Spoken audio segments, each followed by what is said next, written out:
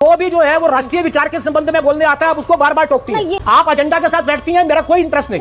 आप कल भी सारे बयान हाफ कोट कर रही थी, आज भी सारे बयान हाफ कोट कर रही है। आप सिलेक्टिव कोट कर रही है सारे बयान।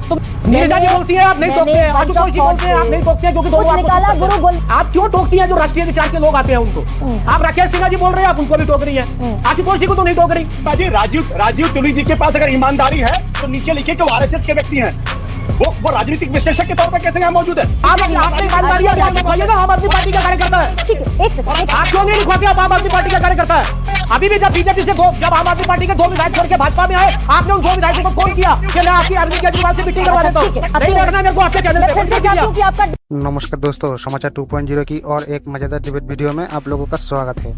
दोस्तों, आज की डिबेट में राजनैतिक विश्लेषक राजीव तुली ने एंकर गरिमा सिंह और वरिष्ठ पत्रकार आशुतोष को जमकर पिलाई कर दी है, क्योंकि ये एंकर मैडम ने आधा बातें चलाकर बड़ी ही सिलेक्टिव तरीके से डिबेट करती है। ये आरोप लगाकर राजनीतिक विश्लेषक ने आज मैडम की और खुद को ईमानदार पत्रकार कहने वाले आशुतोष की पोल खोल दी है।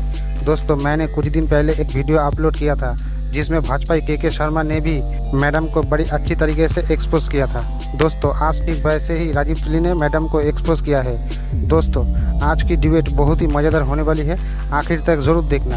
एंड डिबेट लास्ट तक देखने के बाद डिबेट के बारे में अपना क्या राय है कमेंट में जरूर लिख के जाना। चलिए शुरू करते हैं। कि जो लोग बीजेपी और आरएसएस को अलग करके देखते हैं, मैं उनको अलग करके नहीं देखता। मेरा मानना यह है कि आरएसएस की सरकार है और उसके अलग अलग वर्टिकल्स हैं। उसमें एक वर्टिकल बीजेपी है, ताकि अखिल भारतीय विद्यार्थी परिषद है, सेवा भारती, उस तरीके के वर्टिकल्स हैं। तो ये बीजेपी आरएसएस में फर्क करना दरअसल एक तरीके का दृष्टि भ्रम है। पहली बात। ठीक है। दूसरी बात, मैं स्पष्ट तौर पर यह मानता हूं कि इस वक्त की जो भारतीय जनता पार्टी है, ये भारतीय जनता पार्टी और आरएसएस के बीच में, आरएसएस का मतलब जो लीडरशिप है, जो आरएसएस की लीडरशिप है, उसके बीच में तनाव की स्थिति है। यानी जो चेयरमैन और सीईओ के बीच का जो तनाव है, लगभग वैसी स्थिति इस वक्त दिखाई पड़ रही। और उसका मूल कारण क्या है? मूल कारण यह है, जो मैं अभी दरअसल मेरे पास एक किताब हाथ लग गई थी, जो इंटीग्रल ह्यूमनिज्म पे देवेंद्र स्वरूप जो बहुत पुराने थे उन्होंने उस किताब में एक जगह बहुत अच्छे तरीके से लिखा गया कि दीनदयाल उपाध्याय क्या कहते थे। दीनदयाल उपाध्याय महाभारत के माध्यम से कहते थे कि वो फीलिंग ऑफ माइंड, मतलब मैं हूं, धर्म का अर्थ है मैं नहीं, और अधर्म का अर्थ है मैं ही। ये दीनदयाल उपाध्याय जी कहते थे कि धर्म का मतलब है मैं नहीं, अधर्म का अर्थ है मैं ही। भारतीय जनता पार्टी 2014 के बाद से मैं नहीं को निगेट करके मैं ही पर आ गई है। और ये भारतीय जनता पार्टी की जो विचार श्रृंखला है, जो मूलतः विचारधारा है, उसके खिलाफ है। ठीक है, समझिए। क्योंकि आरएसएस संगठन पर यकीन करती है। और मैं अभी पिछले दिनों मैंने राकेश जी की किताब पढ़ी जो हेडगेवार जी पर है। उस किताब के एक एक पन्ने में यह लिखा गया है, यह स्पष्ट होता है, झलकता है कि किस तरीके से हेडगेवार जी ने कभी भी अपने आप को सर्व प्रमुख नहीं माना। वो अपने आप को प्रचार से बहुत दूर रखते हैं। 2024 के चुनाव के बाद से कि हिंदुओं का एक बड़ा तबका भारतीय जनता पार्टी से दूर होता हुआ दिखाई पड़ रहा है, खासतौर पर ऐसे समय में जबकि दलित और पिछड़ों का एक हिस्सा अलग होता दिखाई पड़ रहा है। तो आरएसएस की हेडगेवार, गोलवालकर, बाला साहब देवरस की जो मुख्य भूमिका थी कि हमें हिंदुओं को एकजुट करना है और इसके लिए जितना भी वक्त लगे हम उसको करने के लिए तैयार हैं। तो आरएसएस की मुख्य भूमिका क्या है? आरएसएस की मुख्य भूमिका यह है कि हिंदू मानस को जागृत करना और हिंदू मानस के मन में राष्ट्रीय चेतना को पैदा करना।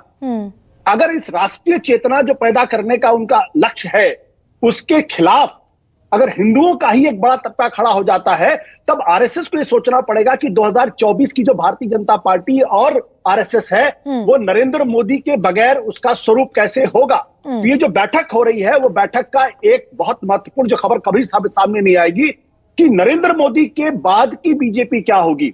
वो हिंदुत्व के रास्ते पर चलेगी या कास्ट सेंसस के रास्ते पर चलेगी? वो सामाजिक न्याय के रास्ते पर चलेगी या जो रास्ता बाला साहब देवरस गोलवालकर ने चला उस रास्ते पर चलेगी? आप कहाँ के ज्ञानी बाबा?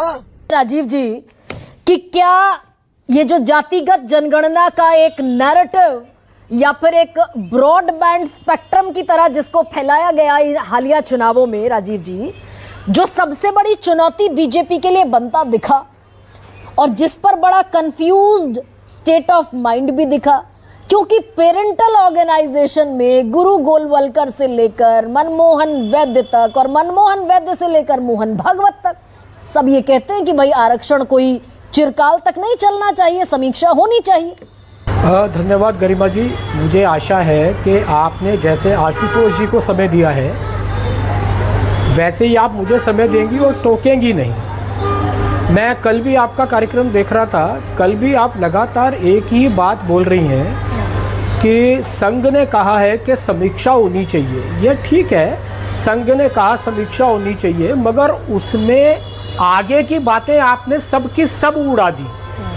चाहे वो 2015 का इंटरव्यू का रेफरेंस था, चाहे वो मोहन भागवत जी के इंटरव्यू का रेफरेंस था, चाहे वो मनमोहन जी के इंटरव्यू का रेफरेंस था। उसमें उन्होंने कहा, दो चीज़ें कही जो हाईलाइट करने लायक है, जिसको जनरली कुछ वेस्टेड इंटरेस्ट जो है वो हाईलाइट नहीं करते हैं। उन्होंने कहा कि ये जब एक पहली बात कही कि आरक्षण तब तक रहना चाहिए जब तक जिस समाज को ये बेनिफिट मिल रहा है वो स्वयं मना ना कर दे कि हमें आरक्षण अब आगे नहीं चाहिए। तो उसको आधा रिपोर्ट करना जो मोहन भागवत जी ने, मनमोहन जी ने, दत्तात्रेय जी ने बोला, उसको आधा कोट करना ये पत्रकारिता के साथ भी न्याय नहीं है। और जो उन्होंने कहा उसके साथ तो बिल्कुल नहीं है। सुनिए ना, जितना नहीं, आप बीच में टोकेंगी तो मैं नहीं बोलूंगा। सुनिए ना राजीव, आप बीच में टोकेंगी तो मैं नहीं बोलूंगा जी। एक सवाल लेकर आ रही नहीं, आप मुझे अपनी बात पूरी कहने दीजिए गरिमा जी। मैं देखिए गरिमा जी, मैं जनरली इन शोज पे नहीं आता हूँ क्योंकि ये सारे shows half truth half baked truths की बात करते हैं। और अगर आपको बोलना है तो आप ही बोल लीजिए, मैं नहीं बोलूंगा। मैं सुनूंगी, आप बोल दीजिए। आप टोक नहीं, आपने आशुतोष जी को एक बार भी नहीं टोका। आपने आशुतोष जी को एक बार भी नहीं टोका। आशुतोष जी पत्रकार रहे हैं और आशुतोष जी राजनीतिज्ञ रहे हैं, चुनाव लड़े हैं, वापस आए हैं, एक पार्टी को डिफेंड, एक पार्टी को रिप्रेजेंट करते हैं, फिर भी आप उनको निष्पक्ष पत्रकार के रूप में बिठाती हैं, पूरी बात कहने का मौका कर देती हैं और बाकियों को टोकती हैं। बात तो सही है। आप मुझे टोकेंगी तो मैं बिल्कुल नहीं बोलूंगा। है राजीव जी, क्योंकि अगर आप ही की बात से नहीं, आप अगर टोकेंगी तो मैं बिल्कुल नहीं बोलूंगा जी। आप राकेश सिन्हा जी बैठे हैं, राकेश सिन्हा जी बैठे हैं, आप राकेश सिन्हा जी से डिबेट चला लीजिए। राकेश सिन्हा जी से ज्यादा ज्ञान मुझे नहीं है, आप राकेश जी से डिबेट चलवा लीजिए, मैं नहीं बैठूंगा। नहीं, वो आपकी वो पूरी तरीके से आपकी मर्जी और आपकी रजामंदी। नहीं, धन्यवाद। आप फिर टोक रही हैं, मैं नहीं बैठूंगा। वो पूरी तरीके से आपकी रजामंदी है राजीव जी। राजीव जी, टोकने का मसला नहीं है। राजीव जी, अपनी बात पूरी करिए। आप बार बार की टोका टोकी, मैंने कहा आपकी हर बार की टोका टोकी है। जो भी जो है वो राष्ट्रीय विचार के संबंध में बोलने आता है, आप उसको बार बार टोकती हैं। ये एक कल भी मैं देख रहा था, कल भी आप बार बार टोक रही थी, अभी भी टोक रही है। बाकी लोग आते हैं, उनको आप फ्री फ्लो देती हैं। ये समय आप अगर फ्री फ्लो नहीं देंगी, मैं नहीं बोल पाऊंगा। नहीं, ये समय जो आपको मैं नहीं बोल पाऊंगा अगर आप टोकती रहेंगी तो। ये कोई शौक नहीं है आपकी डिबेट पे बैठने का। मैं अपनी बात पूरी कर लूं, उसके बाद आप बोलिएगा। पूरी करिए ना राजीव जी, आप अपनी बात पूरी करिए। मेरा कोई इंटरेस्ट नहीं आपकी डिबेट में बैठने का। आप एजेंडा के साथ बैठती हैं, मेरा कोई इंटरेस्ट नहीं। नहीं, अब ये आप मिसकंसेप्शन अपने दिमाग में लेकर अगर चलेंगे तो मुश्किल होगी। मैं फिर से कह रही हूँ, यू आर वेरी मच। नहीं, कोई मिसकंसेप्शन नहीं है। आप कल भी सारे बयान हाफ कोट कर रही थी, आज भी सारे बयान हाफ कोट कर रही है।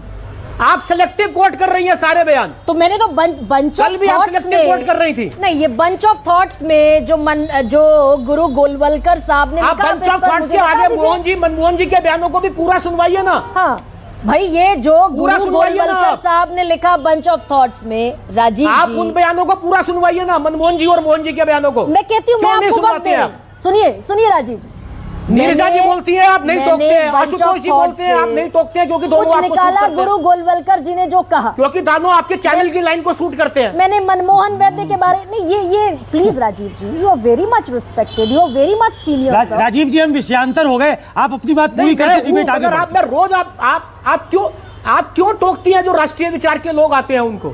आप राकेश सिन्हा जी बोल रहे हैं, आप उनको भी टोक रही हैं। आशुतोष जी को तो नहीं टोक रही, नीरजा जी को तो नहीं टोक रही। अब पता नहीं है, ये एक आपने प्री कंसीव्ड नोशन के तहत जब आप आते हैं तो थोड़ी मुश्किल होती है राजीव। आप दोबारा चलवा दीजिए आप। नहीं, प्री जिस समय आशुतोष जी बोल रहे थे दोबारा चलवा लीजिए वो। लेकिन मैं कोशिश करूंगी कि ये समय मेरा नहीं, ये प्री कंसीव्ड नोशन नहीं है। आप कल की डिबेट भी दोबारा चलवा लीजिए, आज की डिबेट भी दोबारा चलवा लीजिए। गरिमा, हाँ ठीक है आशु। गरिमा जी, राजीव तुली जी के पास अगर ईमानदारी है तो नीचे लिखे कि वो आरएसएस के व्यक्ति हैं।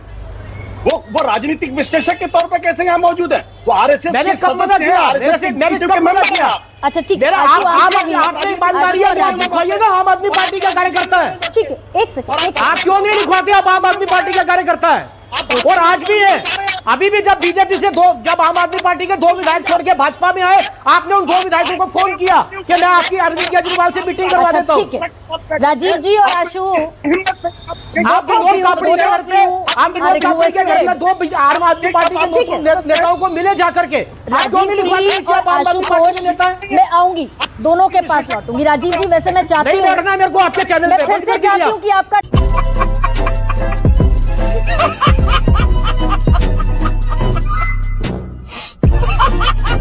दोस्तों वीडियो अंत तक देख ली तो अच्छी लगी होगी। अगर अच्छी लगी तो वीडियो को एक लाइक एंड चैनल को सब्सक्राइब कर लेना एंड वीडियो के बारे में अपना क्या राय है कमेंट में ज़रूर लिख के जाना। वीडियो अंत तक देखने के लिए आपको बहुत बहुत धन्यवाद। चलिए मिलते हैं अगली वीडियो में, तब तक के लिए जय हिंद जय भारत।